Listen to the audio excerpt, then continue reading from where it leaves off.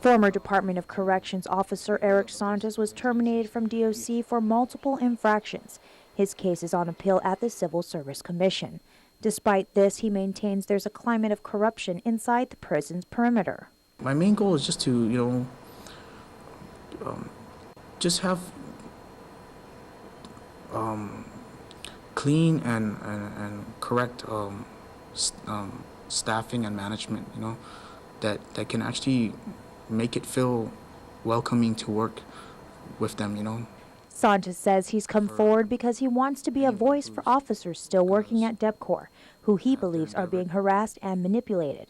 He alleges there's corruption inside DOC, from conduct unbecoming of officers, bribes of inmates, to inconsistencies in managerial action and allegations of biased internal affairs investigations. From an employee standpoint who's been harassed from the time of my start of my employment, I felt like this was the time to come out because, there are a lot of people who have been mistreated in there, and a lot of cases that are dealt with that are handpicked by the director and the internal affairs.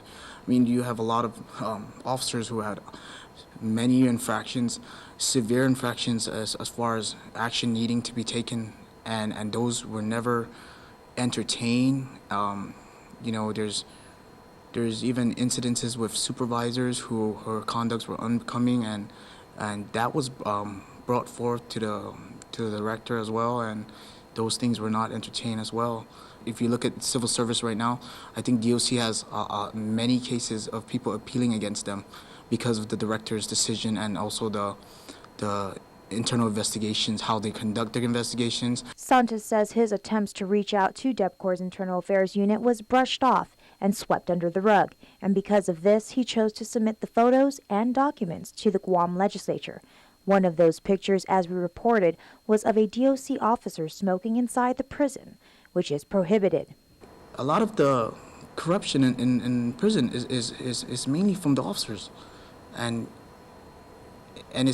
whether it's bringing in stuff for them or not, it's how they preferential treat people and actions not taken to certain individuals, and these things have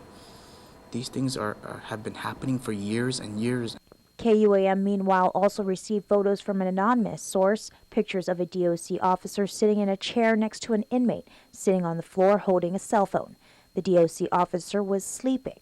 And then there's the videos we submitted to DOC of an inmate giving a foot massage to an officer. Another video of DOC officers getting in some band practice inside the DOC chapel. All these instances remain under investigation. Lieutenant Governor Ray Tenorio, who oversees the island's public safety agencies, applauds DOC Director Jose San Agustin for taking full responsibility of recent events, and says that if an officer does anything inappropriate, they will be held accountable. If there's a climate of corruption, I'd like to know, because the reality is Director San Agustin is trusted up there. If he feels that there's a climate of corruption, he should be the first to know, and he should let me know. We've been meeting for 3 years. There's been no such indication. So I'd look at the circumstances and the reputation of the person making the comments, but that in itself doesn't dismiss the possibility that what they're saying may have a merit. Lieutenant Governor Tenorio encourages DepCor officers to say something if they see something wrong, adding that you cannot fix what you do not know is broken. Reporting for Guam's News Network, I'm Jolene Tovis.